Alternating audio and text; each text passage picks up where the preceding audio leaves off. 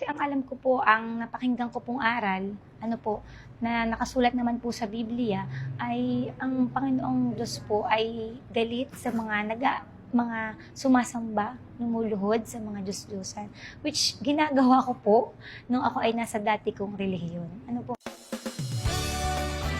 Matagal ko tong inaral, ilang taon din akong nakinig.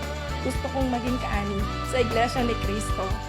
I ended up with only one religion on my list, and that is Iglesia ni Cristo.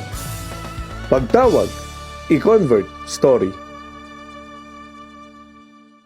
Magandang araw po sa inyong lahat. Welcome pong muli sa ating programa, ang Pagtawag, A Convert Story. Ako po ang inyong lingkod, kapatid na Mar Oriondo, at samahan po ninyo kami sa may kalahating oras na pakikinig sa mga natatanging istorya ng ating mga kapatid na tinawag ng ating Panginoong Diyos sa loob ng Iglesia ni Cristo para po maglingkod sa Kanya. Para po sa mga kababayan nating nakasubaybay, welcome na welcome po kayo sa programang ito.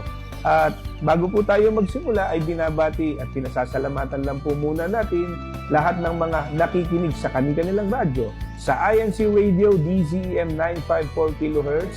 Gayon din mga nanonood sa INC TV at mga nakikinig at nanonood sa INC Radio YouTube channel. Hello po!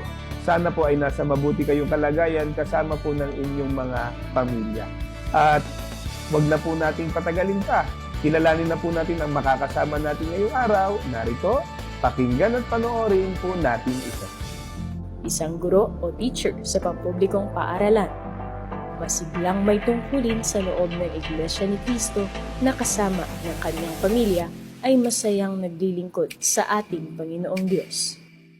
Malaking biyayang kanyang nakamit, buhat nang tawagin siya ng Panginoong Diyos sa tunay na paglilingkod at pagsamba. Ating lalong kilalanin si kapatid na Daisy Tanyoso at alamin ang kanyang istorya ng pagtawag.